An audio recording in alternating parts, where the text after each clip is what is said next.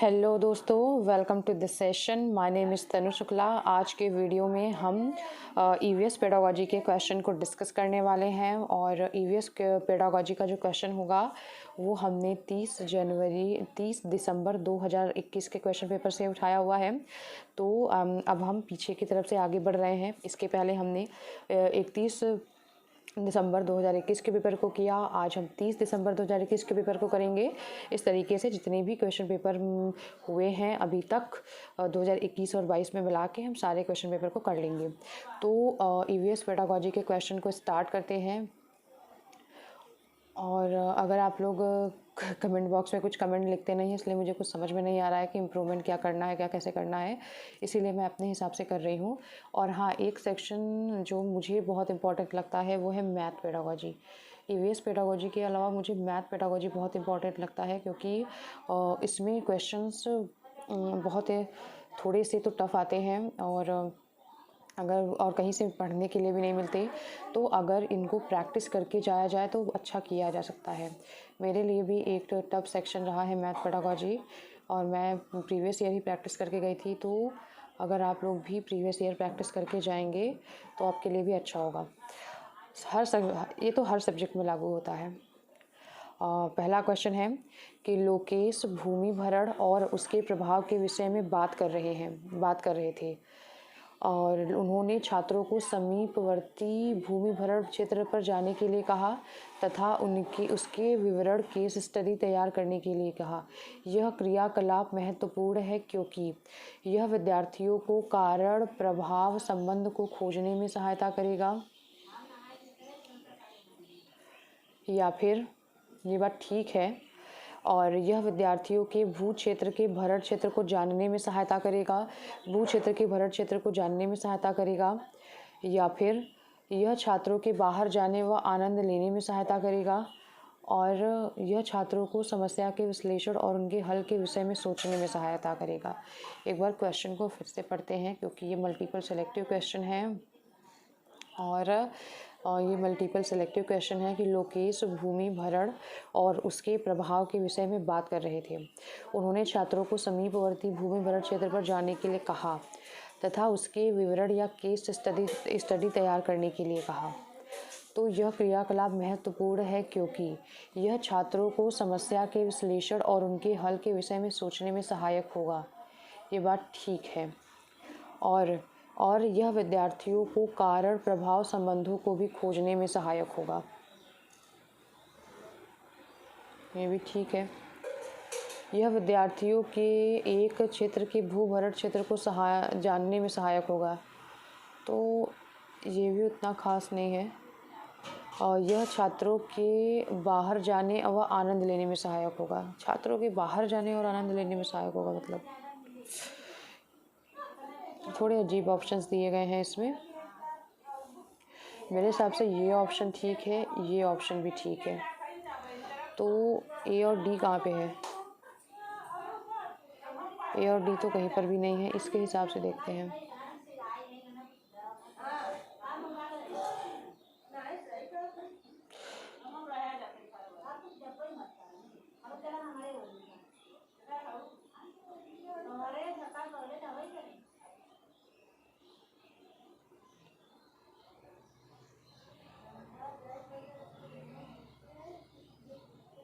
Seated की तरफ से इसका आंसर सी और डी दिया गया है। इस क्वेश्चन को मैं एक बार देखकर आपको बताऊंगी फिर से, क्योंकि इसका आंसर मुझे अभी ऑन द स्पॉट ठीक नहीं लग रहा है कुछ।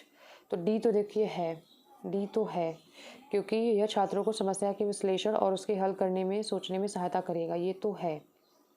लेकिन आनंद लेने में सहायता करेगा, जो ठीक है ऑप्शन, लेकिन उतना बेटर ऑप्शन नहीं है। लेकिन ठीक है, सीटेड का आंसर जो है वो सी और डी है। आप देख लीजिएगा एक बार, नहीं तो नेक्स्ट टाइम इस क्वेश्चन पे बात कर लेंगे। अगला क्वेश्चन है कि विद्यार्थियों को पर्यावरण समस्याओं और उनके समाधान संबंधी मॉडल बनाने और राष्ट्रीय प्रदर्शनी में भाग लेने के लिए कहा गया है। यह विद्यार्थियों को संलग्न रखने का अच्छा तरीका है, क्योंकि विद्यार्थियों को पर्यावरण समस्या और उनके समाधान संबंधित मॉडल बनाने और राष्ट्रीय प्रदर्शनी में भाग लेने के लिए कहा गया है। यह विद्यार्थियों को संलग्न रखने का अच्छा तरीका है क्योंकि विद्यार्थी मॉडल बनाने में व्यस्त और संलग्न रहेंगे। मॉडल बनाने में कीमती सामान खरीदने में आनंद मिलेगा। विद्यार्थियों को पर्यावरण समस्या और उनके समाधान संबंधी मॉडल बनाने और राष्ट्रीय प्रदर्शनी में भाग लेने के लिए कहा गया है। तो ये विद्यार्थियों को क्या करने में सहायता करेगा। विद्यार्थी मॉडल बनाने में व्यस्त रहेंगे और इंगेज रहेंगे। मॉडल बनाने में कीमती सामान खरीदने से आनंद मिलता है। मॉडल बनाने से विद्यार्थियों में सृजनशीलता और समालोचनात्मक सोच का विकास होगा। तो यहाँ पे सी ऑप्शन जो है वो बिल्कुल सही है कि मॉडल बनाने से विद्यार्थियों में सृजनशीलता और समालोचनात्मक सोच मतलब क्रिएटिविटी और क्रिटिकल थिंकिंग बच्चों के अंदर जो है वो बच्चों के अंदर डेवलप होगी। तो यहाँ पे सी ऑप्शन जो है वो बिल्कुल सही है। अगला क्वेश्चन है कि पर्यावरण अध्ययन की शिक्षिका निम्नलिखित में से कौन से क्रियाकलाप का अपने विद्यार्थियों में कौशल प्रक्रिया विकसित करने के लिए उपयोग कर सकती है। पर्यावरण अध्ययन की शिक्षिका है निम्नलिखित में से भी कौन से क्रियाकलाप का अपने विद्यार्थियों में कौशल विकसित करने के लिए उपयोग कर सकती हैं। तो बच्चों में प्रक्रिया कौशल को बढ़ाना है तो उसके लिए क्या उपयोग कर सकती हैं। नृत्य करना, बागवानी करना, वाचन करना या गायन करना। तो बच्चों को पर्यावरण की शिक्षिका है और वो अगर बागवानी करवाएंगी तो बच्चे जो है वो ज़्यादा बेटर तरीके से प्रक्रिया कौशल का विकास बच्चों में हो पाएगा। तो बागवानी के द्वारा टीचर जो है वो बच्चों में प्रक्रिया कौशल का विकास जो है वो कर सकती हैं। अगला है 79 नंबर वाला क्वेश्चन कि बगीचे में दो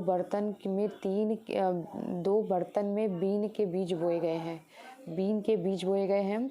अध्यापक ने राधा को एक बर्तन को छाया में और दूसरे को सूर्य के प्रकाश में रखने के लिए कहा। राधा को प्रतिदिन के अवलोकन का रिकॉर्ड रखने के लिए कहा। इससे राधा को किस में सहायता मिलेगी। अध्यापक ने राधा को एक बर्तन में छाया और दूसरे बर्तन में उस बीन का जो पेड़ है उसको प्रकाश में रखने के लिए कहा। राधा को प्रतिदिन के अवलोकन का रिकॉर्ड रखने के लिए कहा। तो इससे राधा को किस में सहायता मिलेगी।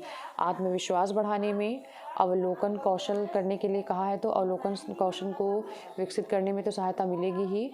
संप्रत्यय की प्रस्तुति में या समयबद्धता और अनुशासन में। तो यहाँ पे अवलोकन करने के लिए कहा है तो अवलोकन करने में राधा को सहायता जो है वो वहाँ पे मिलेगा। अगला है कि एक पर्यावरण अध्यापक अपने विद्यार्थियों को एक पर्यावरण संरक्षक कैसे बना सकता है। सर्वश्रेष्ठ संभावनाओं को चुनिए। तो उन्हें वस्तुओं के पुनः उपयोग और पुनः चक्रण में लाने के लिए कहना, उन्हें नए संसाधन विकसित करने के लिए कहना, उन्हें अपने इलाज के एक पेड़ पौधे का देखभाल करता बनाकर करना, उन्हें प्रकृति को हानि न पहुंचाने के लिए कहना। तो वस्तुओं के पुनः उपयोग पुनः चक्रण में प्रयोग में लाने के लिए कहना, नए संसाधन विकसित करने के लिए कहना, ये उतना इफेक्टिव जो है वो नहीं होगा। अपने इलाके के यहाँ पे संरक्षक बनना है, पर्यावरण का संरक्षक बनना है तो शायद ये ऑप्शन ज़्यादा बेटर होगा कि उन्हें अपने इलाके के एक पौधे और पेड़ का देखभाल करता बनाना, तभी तो वो संरक्षक बन पाएंगे ना। संरक्षक बनाना है, मैंने सोचा कि पर्यावरण में मतलब योगदान देना है कुछ मतलब अलग टाइप का, तो अच्छा ऑप्शन था ये। पुनः उपयोग, पुनर्चक्रण, ये सब अच्छा ऑप्शन है। लेकिन यहाँ पे हमें एक पर्यावरण संरक्षक बनाना है विद्यार्थियों को, तो वो अपने इलाके के एक पौधे और पेड़ का देखभाल करता अगर उन्हें बनाया जाए तो वो एक पर्यावरण संरक्षक जो है वो हो सकते हैं। मतलब उन्हें पानी देना, उन्हें काटने से रोकना, जागरूकता फैलाना, ये सब अगर कार्य बच्चे करें तो उन पर्यावरण संरक्षण करता वो बन सकते हैं। ना पहुंचाने के लिए कहना, ये बात ठीक है, लेकिन सबसे ज़्यादा बेस्ट सर्वश्रेष्ठ को चुनना है तो सी ऑप्शन होगा यहाँ पे। अगला क्वेश्चन है कि निम्नलिखित में से कौन सा उद्देश्य खोज आधारित शिक्षण अधिगम से प्राप्त होता है। तो विद्यार्थियों की जिज्ञासा में वृद्धि, विद्यार्थियों की सीखने में व्यस्तता और छात्रों में परस्पर अंतःक्रिया तो होगा ही होगा, और निम्न स्तरीय संज्ञानात्मक प्रक्रिया का विकास। तो जो खोज आधारित शिक्षा होती है या उद्देश्य खोज आधारित शिक्षा होती है वो निम्न संज्ञानात्मक क्षमता, उसमें हायर लेवल की थिंकिंग डेवलप होती है, लोअर लेवल की थिंकिंग डेवलप नहीं होती। ये तो याद करने में, रिकॉल करने में होती है। तो यहाँ पे ए, बी और सी, यहाँ पे डी ऑप्शन हमारा बिल्कुल सही होगा। यहाँ पे हमारा डी ऑप्शन जो है वो क्या होगा, बिल्कुल सही होगा। यहाँ पे हमारा डी ऑप्शन जो है वो बिल्कुल सही होगा। अगला क्वेश्चन है कि छात्रों में शिक्षण योग्यता सुधारने के लिए अनुभवजन्य शिक्षण महत्वपूर्ण है। इनमें से कौन सी उपलब्धि अनुभवजन्य शिक्षण से प्राप्त किया जा सकता है। पहला क्वेश्चन क्या है कि छात्रों में शिक्षण योग्यता सुधारने के लिए अनुभवजन्य शिक्षण महत्वपूर्ण है, बच्चों को अनुभव कराया जाए। इनमें से कौन सी उपलब्धि अनुभवजन्य शिक्षण से प्राप्त किया जा सकता है। ज्ञानेंद्रियों का अनुभव, बिल्कुल सही। ठोस अनुभव, कॉन्क्रीट अनुभव, मतलब कि जो भी चीज़ हम पढ़ा रहे हैं उसको उनका प्रत्यक्ष उसको एग्जाम्पल दिखाया जाए। ज्ञान में वृद्धि व ग्रेड अंकों में वृद्धि अनुभव से इससे नहीं प्राप्त होगा। कौशल प्रक्रिया में सुधार। तो यहाँ पे आपको दिख ही रहा है ए, बी और डी ऑप्शन जो है वो आपका बिल्कुल सही होगा। अगला क्वेश्चन है कि सचिन सामाजिक आर्थिक अभावग्रस्त पृष्ठभूमि से संबंध रखते हैं। उसकी कक्षा अध्यापिका श्रीमती खुराना को उसकी सहायता करनी चाहिए। और कक्षा में ऐसा वातावरण और स्थिति बनाए रखनी चाहिए जिससे क्या होगा, उसके सांस्कृतिक और सामाजिक परिवेश को सम्मान से देखा जाए। ये बात ठीक है। उसके क्षेत्रीय भाषा या बोली को हतोत्साहित करे और इंग्लिश पर जोर दे, गलत है ये।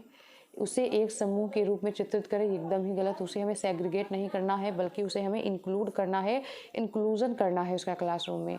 वे शिष्टाचार और आदतें सिखाएं जिसे वह सोचती हैं उसके पास कमी है। ऐसा बिल्कुल भी नहीं है। यहाँ पे ए ऑप्शन है कि उसके सांस्कृतिक और सामाजिक परिवेश को सम्मान से देखा जाए। तो यहाँ पे ए ऑप्शन जो है वो क्या होगा, बिल्कुल सही है।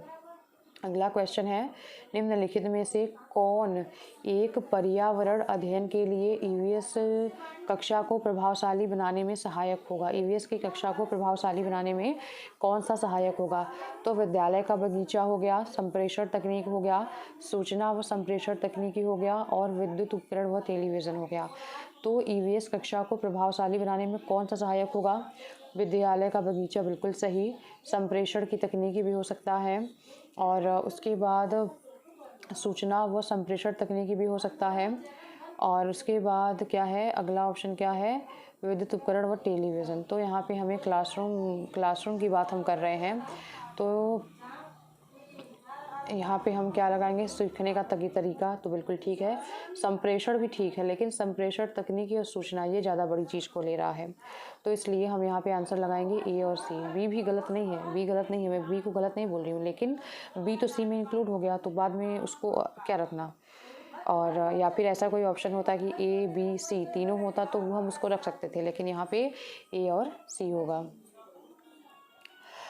अगला है कि श्रीमती मेहरा अपने छात्रों के परस्पर संबंधों या सामाजिक विशेषताओं या गुणों का विकास करना चाहती हैं। वे अपनी पर्यावरण अध्ययन की कक्षा में किस आकलन के साधन का उपयोग करें। लिखित प्रश्न उत्तर का, चर्चा के द्वारा, सामूहिक क्रियाकलाप, या फिर मौखिक प्रश्न उत्तर के द्वारा। तो चर्चा के द्वारा और सामूहिक क्रियाकलाप के द्वारा। ये तो सबसे बेस्ट ऑप्शन है। बी और सी जो है वो क्या होगा, सबसे बेस्ट ऑप्शन क्या होगा, बी और सी हो गया। और अगला क्या है, 86 नंबर वाला क्वेश्चन, पर्यावरण अध्ययन के अध्यापक श्री मेहरा जी अपनी कक्षा में हमेशा भारत का मानचित्र लेकर आते हैं, क्योंकि मानचित्र अच्छी प्रकार से बने होते हैं, उन्हें विद्यार्थी पसंद करते हैं। विद्यार्थी मानचित्र देखकर आनंदित होते हैं। मानचित्र छात्रों को स्थान और दिशाओं को इसकी स्थिति में समझाने में सहायक होते हैं। छात्र कक्षा में शांत और सावधान बैठे रहते हैं। तो यहाँ पे सी है कि मानचित्र छात्रों को स्थान और दिशा की समझ देते हैं। तो हमेशा मानचित्र का प्रयोग करते हैं, जिससे कि मानचित्र जो है वो छात्रों को स्थान और दिशाओं की स्थिति को समझाने में सहायक होता है। और अगला क्वेश्चन है कि अर्जुन अक्सर पर्यावरण अध्ययन की कक्षा में विद्यार्थियों से खेल के मैदान से लौटते हुए क्या देखा उसके विषय में रोचक प्रश्न पूछते हैं। इस प्रकार वे विद्यार्थियों के किस कौशल का आकलन करते हैं। अर्जुन अक्सर पर्यावरण अध्ययन की कक्षा में विद्यार्थियों से खेल के मैदान से लौटते हुए क्या देखा उसके विषय में रोचक प्रश्न पूछते हैं। इस प्रकार के विद्यार्थियों से के किस कौशल का आकलन करते हैं। अर्जुन अक्सर पर्यावरण अध्ययन की कक्षा में विद्यार्थियों से खेल के मैदान से लौटते हुए क्या देखा उसके विषय में रोचक प्रश्न पूछते हैं। इस प्रकार वे विद्यार्थियों के किस कौशल का आकलन करते हैं? तो वो उनके अवलोकन कौशल का आकलन कर रहे हैं। आपको समझ में आ रहा होगा कि आपने क्या देखा। क्या देखा मतलब आप अवलोकन करते हुए जा रहे हैं, कितना ध्यान से आपने क्या पेड़ देखा, चिड़िया देखी या फिर कुछ अजीब चीज़ें देखी, खेत देखा, उसमें पौधे देखे, ट्रेन देखा, गाड़ी मोटर, क्या देखा आपने? तो ये प्रश्न पूछते हैं। पूछने का औचित्य ये है कि वो अवलोकन कौशल का, बच्चों के ऑब्जर्वेशन स्किल का टेस्ट कर रहे हैं कि वो ध्यान देख रहे थे या मतलब ऐसे अपने में ही गुम। तो ये हो गया। अगला क्वेश्चन है, और प्राथमिक स्तर के लिए कौन सी विधि पर्यावरण अध्ययन शिक्षण के लिए अच्छी नहीं है? विद्यार्थियों को अवलोकन के लिए कहना, ये तो अच्छी है, अच्छी नहीं है, हमें देखना है हमें, तो ये तो नहीं होगा। कक्षा अध्यापक में प्रत्यय तथ्य देना, ये हो सकता है। क्षेत्र भ्रमण करना, लघु चलचित्र देखना, तो यहाँ पे जो है वो तथ्य देना बच्चों को। कक्षा के अध्यापन में बच्चों को, छोटे ही स्तर के बच्चे हैं और उन्हें अगर हम तथ्य देने लग जाएंगे तो वो उतना अच्छा नहीं माना जाएगा पर्यावरण की शिक्षा में। अगला है कि श्रीमती मनीषा पर्यावरण अध्ययन के शिक्षण के लिए अच्छा वातावरण बनाना चाहती हैं। वो किसकी योजना बनाती हैं? सप्ताहांत के अतिरिक्त कक्षा लेना, विद्यार्थियों को लिखित सामग्री देना, उनके द्वारा दी गई सामग्री को याद करना, तो तीनों ही गलत है। यहाँ पे डी ऑप्शन बिल्कुल सही है। आसपास के क्षेत्र के सर्वे का आयोजन करना, आसपास के क्षेत्र के सर्वे का आयोजन करना जो है वो पर्यावरण के क्लासरूम में ज़्यादा बेटर होगा। और आज का लास्ट क्वेश्चन क्या है? पर्यावरण अध्ययन शिक्षण का उपागम किसका अनुसरण करता है? तो सामाजिक रचनावाद का अनुकरण करता है। ये तो आपको अच्छे से याद ही होगा कि पर्यावरण अध्ययन जो है वो सामाजिक रचनावादी उपागम का अनुकरण करता है। जिसको पता है वो उसको पता है, नहीं पता है तो आप इसको लिख के रखिए, क्योंकि ये क्वेश्चन जो है वो ऐसे ही 3 से 4 बार पूछे जा चुके हैं। पर्यावरण अध्ययन शिक्षण जो है वो सामाजिक रचनावाद उपागम का अनुसरण करता है। तो यहाँ पे पहला ऑप्शन जो है वो क्या है, वो बिल्कुल सही है। आज भी हमने 15 क्वेश्चन को डिस्कस कर लिया है। अब हम अगले वीडियो में फिर से मिलेंगे आपके ईवीएस पेडागोजी के साथ और फिर 15 क्वेश्चन को डिस्कस करेंगे। और अगर पेपर जो है वो जनवरी में होता है तब तक तो आपका दिसंबर तक में सारे क्वेश्चन पेपर जो है खत्म हो जाएंगे।